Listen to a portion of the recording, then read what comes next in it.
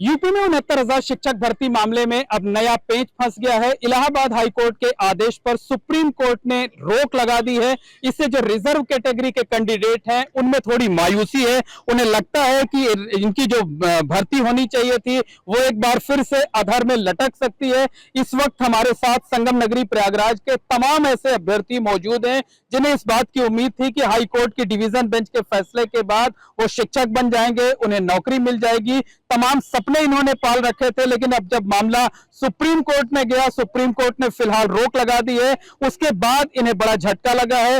हालांकि ये इस बात की उम्मीद कर रहे हैं कि सुप्रीम कोर्ट आने वाले दिनों में रोक को हटा लेगा और फैसला इनके पक्ष में ही देगा, यानी इलाहाबाद हाई कोर्ट के फैसले को बरकरार रखेगा। लेकिन इनके दिलों की धड़कनें एक बार फिर से बढ़ गई हैं। हमारे साथ तमाम अभ्यर्थी हैं। ये सारे के सारे अभ्यर्थी रिजर्व कैटेगरी के हैं जिन्हें उम्मीद थी कि इन्हें शिक्षक बनने का मौका अब मिल जाएगा। सबसे पहले आपसे जानना चाहेंगे, क्या नाम है आपका? मेरा नाम लक्ष्मीकांत है जी। और ये सर्वोच्च न्यायालय है। सर्वोच्च न्यायालय से हमारे लिए अब सर्वोच्च फैसला आएगा। हमारे लिए कई फैसले आए, शायद उसमें सरकार को या दूसरे पक्ष को कमियां नजर आ रही हैं, तो ये सर्वोच्च न्यायालय का सर्वोच्च फैसला 23 तारीख को पूरे उम्मीद के साथ आ जाएगा, क्योंकि जैसा आप तैयारी पूरी कर लिए हैं, 23 तारीख को सबका 60 नोट मंगा लिए हैं, तो फिर इसके बाद देखते हैं कौन क्या करता है। खैर, हम पिछड़े दलितों को जिसको जितना रगड़ना है रगड़ ले। अच्छा, आप लोग जब हमारी इलाहाबाद हाई कोर्ट के फैसले के बाद आप लोगों से बात हुई थी तो आप लोगों ने कहा था कि सरकार को जल्द से जल्द लिस्ट जारी कर देनी चाहिए, क्योंकि अगर मामला सुप्रीम कोर्ट में गया तो एक बार फिर से अधर में लटक सकता है। आखिर आप लोगों की जो आशंका थी वो सच साबित हुई? हाँ बिल्कुल, अधिकारियों ने लापरवाही किया। माननीय मुख्यमंत्री जी के आदेश के बाद, मंत्री जी के आदेश के बाद भी अधिकारियों ने इस तरीके की लापरवाही किया और दूसरे पक्ष को वहां जाने दिया। शायद उनको जो भी अपनी भय शंका रही हो, उस चीजों को अपने को आपको बचाने के लिए हम लोगों के साथ धोखा किया। मतलब एक तरीके से लंबे समय से हम लोग धोखे के शिकार हो रहे हैं। माननीय मुख्यमंत्री जी ने जांच कराया, पिछड़ा वर्ग आयोग ने रिपोर्ट दिया, उसके बाद 6800 की लिस्ट आने के बाद भी, गलती मानने के बाद भी हम लोगों के साथ न्याय नहीं हुआ। हम लोग सड़कों पे भटक रहे हैं और 4 सालों से यही हम लोगों के साथ गलत व्यवहार हो रहा है। तो यहाँ भी देख लेते हैं। ठीक है, बिल्कुल, बहुत धैर्य है इनके अंदर। देखिए, एक महिला अभ्यर्थी भी है, उनसे जान लेते हैं। क्या नाम है आपका? मेरा नाम अनु पटेल, मैं मिर्जापुर से हूँ। जी जी, क्या कहना है? आप लोगों को किस तरीके की उम्मीद हो गई थी हाई कोर्ट का फैसला आने के बाद, और अब क्या लगता है कि उन उम्मीदों को झटका लगेगा? नहीं सर, हमें ये उम्मीद तो नहीं है झटका लगेगा। जैसा कि हम जीतते हुए आए हैं, चाहे वो सिंगल बेंच हो, डबल बेंच हो, और पिछड़ा आयोग से भी हम लोग जीते हैं, तो यहाँ हमें झटका लगने की जैसा डर नहीं है। बस अगर किसी चीज का डर है, ये है कि हमारे साथ जो 5 साल से अन्याय हुआ है वो समय एक बढ़ता जा रहा है। तो न्यायालय में मैटर पहुंच चुका है, तो स्वाभाविक सी बात है कि जो पक्ष न्यायालय में गया है तो उसको बिना सुने हमारे पक्ष में निर्णय नहीं दिया जाएगा, उसको सुना जाएगा। तो ये हमारा एक समय वेस्ट हो रहा है, लेकिन हमें पूरी उम्मीद है कि हम जीतेंगे और जल्द जीतेंगे। 23 तारीख को हमारी डेट लगी है, 60 रिटर्न सबमिशन मांगा गया है। तो जहाँ तक मतलब उम्मीद है कि सुप्रीम कोर्ट का फैसला जो है वो आपके हक में ही आएगा, सुप्रीम कोर्ट हाई कोर्ट के फैसले को बरकरार रखेगा। आप बताइए, क्या नाम है? मेरा नाम नितिन यादव है, मैं जौनपुर से हूँ। जी जी। और जैसा कि आज उच्च न्यायालय का जो वर्डिक आई है हमारे फेवर में, तो है भी, हम उसको मानते हैं। और जो चयनित शिक्षक थे वो सरकार का जो रुख था वो समझ नहीं पाए। सरकार उनके साथ थी और सरकार हमारे भी साथ थी। माननीय मुख्यमंत्री का जो आदेश था 19 अगस्त को जो बैठक हुई थी लखनऊ आवास पे, उस पर साफ एकदम निर्देश था कि किसी के साथ हम अहित नहीं करेंगे और हम जो चयनित हैं उन्हें भी नियुक्ति देंगे और जो अचयनित है उन्हें भी नियुक्ति देंगे। और हमें पूरा भरोसा है माननीय मुख्यमंत्री जी पे, वो हमारे संग अन्याय नहीं करेंगे। लेकिन जो उनके बेसिक के अधिकारी हैं वो माननीय मुख्यमंत्री और बेसिक शिक्षा मंत्रियों की बातों की सुन ही नहीं रहे हैं। मतलब अगर अधिकारियों पर कार्रवाई हो जाती तो शायद आज ये नौबत ना आती। आप लोग जो शुरू से लगातार आवाज उठा रहे थे। आपका क्या नाम है? मनोज कुमार सिंह, मैं प्रयागराज से हूँ। मनोज जी, ये बताइए कि अगर हाई कोर्ट का फैसला आने के बाद यूपी सरकार लिस्ट जारी कर देती तो आज आप लोग शिक्षक बन चुके होते। लगता है कि सरकार ने देरी की और मामला सुप्रीम कोर्ट तक पहुंच गया। सरकार तो चाह रही थी कि जल्द से जल्द हम कार्य को निस्तारित कर दे, परंतु सरकार में बैठे जो भ्रष्ट अधिकारी हैं उनकी मंशा ये नहीं थी। और निश्चित रूप से वो चाह रहे थे कि जनरल की अभ्यर्थी सुप्रीम कोर्ट जाए और मामले को उलझाए, ऐसे ही समय पास होता रहे और हम मजे से अपना जो है कार्य करते रहें। और इसी क्रम में आज जो है सुनवाई हुई और बहुत ही अच्छी बहस हुई और 23 तारीख को जो है फाइनल होगा और शॉर्ट सबमिशन मांगा गया है। जल्द से जल्द सभी जो है पक्ष के वकील जो है अपना शॉर्ट सबमिशन करेंगे और सरकार ने वहाँ एक्सेप्ट किया है कि हम डबल बेंच के आदेश पर ही जाएंगे, लेकिन कुछ सुझाव आपसे चाहते हैं माननीय, वो हम अपना मतलब आप लोगों का कहना है कि सरकार की नीयत ठीक है, मुख्यमंत्री योगी आदित्यनाथ की नीयत ठीक है, लेकिन जो अधिकारी हैं वो अधिकारी ठीक काम नहीं कर रहे हैं। अगर इन अधिकारियों को सजा दी गई होती तो शायद आज ये नौबत ना आती। क्या नाम है आपका? जी, मैं अविनाश मौर्य बलिया से हूँ। जी बिल्कुल, आप सही कह रहे हैं, अधिकारियों को सजा बहुत जरूरी है, क्योंकि लोग कहते हैं ना कि दूध की रखवाली बिल्ली से, वही हाल यही है। फिर से जो अधिकारी हम लोग के साथ गड़बड़ी किए, वही अधिकारियों से फिर से लिस्ट बनवाने का काम किया जाएगा, तो फिर कहाँ तक पारदर्शिता आएगी? क्या पता फिर वो लोग वही गलती करेंगे जो 4 साल पहले उन्होंने किया था, और 4 साल से हम लोग भटक रहे हैं। हम लोग लखनऊ में ऐसा कोई विधायक, सांसद, मंत्री,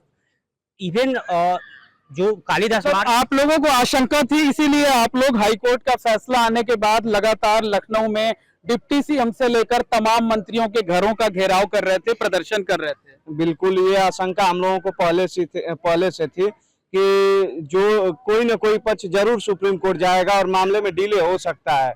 अन्याय तो नहीं होगा हम लोगों के साथ, ये विश्वास है हम लोगों को, लेकिन डिले हो सकता है। और वो आशंका आज हम लोगों के सामने दिख गई कि कम से कम 15 दिन का डेट मिल गया, 15 दिन के बाद फिर सुनवाई होगी, उसके बाद डेट मिलेगा, क्या होगा इसको कोई नहीं जानता है। लेकिन जितने भी अधिकारी हैं जो इस चीज को करना नहीं चाहते हैं, न्यायपालिका से भी ऊपर अधिकारी हो गए हैं बेसिक शिक्षा के, कि वो न्यायपालिका के आदेश को भी नहीं मानना चाहते हैं। उनको 3 महीने का समय मिला है। आखिर आपको काफी कलम से तो काम करना नहीं है, सारा चीज अपडेट है, सिस्टम में है। आप एक बिल्कुल, और भी लोग हैं, उनसे भी बात कर लेते हैं। आप बताइए, क्या नाम है आपका? जी, शैलेश कुमार यादव। शैलेश जी, ये बताइए कि क्या ये जो पूरी लड़ाई है, ये लड़ाई तो फॉरवर्ड बनाम बैकवर्ड होती जा रही है। आपके पक्ष में सरकार से जुड़े हुए कई लोग खड़े हुए हैं, केशव प्रसाद मौर्य से लेकर अनुप्रिया पटेल तक, लेकिन लगता है कि सिर्फ बयान देने से काम मामला बन जाएगा, या अब उसको करके दिखाने की बारी आ गई है? जी, हमारे न्यायप्रिय मुख्यमंत्री पे हमें भरोसा है। उन्होंने सबको कहा था सबका साथ देंगे, और सबको, जनरल वालों का भी हित नहीं होगा और हमारा भी हित नहीं होगा, लेकिन जनरल वालों ने सुप्रीम कोर्ट जाके अपना ही पैर कुल्हाड़ी पे रखा है। आगे उनका क्या होगा क्या नहीं होगा वो तो माननीय सर्वोच्च न्यायालय या उनके अधिकारी जो भी हैं इलाहाबादी किए हैं। आप लोगों को अब तो नहीं लगता कि अब आगे भी आपके साथ धोखा हो जाएगा? सर, धोखा ही मिला है। सब जिसके पास जाइए सभी यही कहते हैं हम आपके साथ हैं, हम आपके साथ हैं, लेकिन आज तक ये नहीं एहसास हुआ कौन हमारे साथ है। कहीं कुछ नहीं, सब हीला हवाली हो रही है सर, केवल आपके साथ है। लेकिन अब तो सत्ता पक्ष विपक्ष सारे लोग आपके पक्ष में बयान दे रहे हैं। सर, इसमें हम लोग पढ़ लिख के, हम लोग क्वालिफाई हुए हैं, हम लोगों के साथ केवल राजनीति का ढोंग किया जा रहा है कि मतलब किसी भी मंत्री नेता के पास जाइए वो कह रहे हैं कि मतलब जो है हम आपके साथ हैं, हम आपकी बात करा लेंगे, हम आपके। लेकिन मुख्यमंत्री योगी आदित्यनाथ जी का के ऊपर हमारा पूरा विश्वास है कि वो हम लोग के साथ है, लेकिन उनके अधिकारी है ही नहीं, कोई बात ही नहीं सुनते। पता नहीं कहाँ से इनको क्या मतलब गुरूर है कि सीएम का मतलब जो है, मुख्यमंत्री का जो है बात ही अधिकारी नहीं मान रहे हैं। क्या लगता है कि अब आप लोग के पास दुआ करने के अलावा, प्रार्थना करने के अलावा कोई विकल्प नहीं बचा है? नहीं, हम दुआ प्रार्थना के बल पे नहीं, हमारे साथ बाबा साहब का दिया हुआ संविधान है, और संवैधानिक लड़ाई पे हम लोग कई जगह जीते हैं, कई जगह पटखनी दी है, फिर यहाँ भी जीतेंगे और यहाँ भी पटखनी देंगे। जब तक बाबा साहब का संविधान है, जब तक न्यायालय है, वो भी माननीय चंद्रचूड़ साहब जी के साथ है, तो मुझे पूरी जीत की पूरी आशा और उम्मीद है, क्योंकि हमारे पास कई आर्डर हैं जो पीछे के हैं, इसी भर्ती के हैं, कोई नए दूसरे भर्ती या दूसरे स्टेज के नहीं है, इसलिए हम यहाँ भी जीतेंगे। बिल्कुल, बहुत परेशान आप नजर आ रही, पसीने से लथपथ हैं, कभी इधर जा रही, कभी उधर जा रही हैं।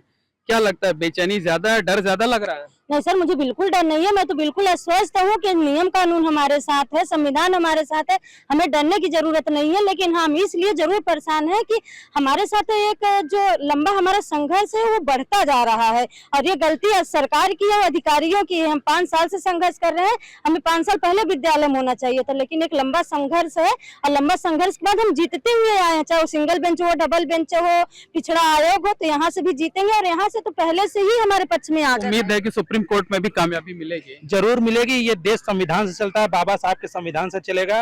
राष्ट्रीय पिछड़ा वर्ग आयोग से हम जीते हैं, माननीय मुख्यमंत्री जी हमारे पक्ष में फैसला लिए हैं, और क्या कहते हैं कि उच्च न्यायालय के हमारे पक्ष में जो आज वर्डिक हुई वो भी हमारे पक्ष में है और डबल बेंच का आर्डर भी हमारे पक्ष में है। और हम ये दलित पिछड़ों का बहुत बड़ा मुद्दा है और सरकार हमारे पूरे पक्ष में है। हमें पूरी उम्मीद है इस मुद्दे का जो राजनीतिकरण हुआ है वो आपको फायदा देगा? नहीं, ऐसा कुछ नहीं है कि राजनीतिकरण से कोई फायदा होगा। बस हमें भरोसा है मुख्यमंत्री जी पे, योगी जी पे और कोर्ट पर। जी बिल्कुल कोर्ट पे है। सुप्रीम कोर्ट का हमें पूरा भरोसा है कि सुप्रीम कोर्ट जैसे हम लोग न्याय पाते हुए आए हैं वैसे यहाँ से भी न्याय हमको मिलेगा और जल्द से जल्द हम सभी के सभी। तो निश्चित तौर पर कहा जा सकता है कि रिजर्व कैटेगरी के जो अभ्यर्थी हैं वो थोड़े मायूस जरूर हैं, लेकिन उन्हें इस बात का पूरा यकीन है, पूरा भरोसा है कि सुप्रीम कोर्ट का फैसला भी उनके पक्ष में आएगा। सुप्रीम कोर्ट से भी उन्हें इंसाफ मिलेगा और supreme court Allahabad high court के डिवीजन बेंच के फैसले को बरकरार रखेगा। For exclusive and insightful videos, subscribe to our new channel ABP Live Premium.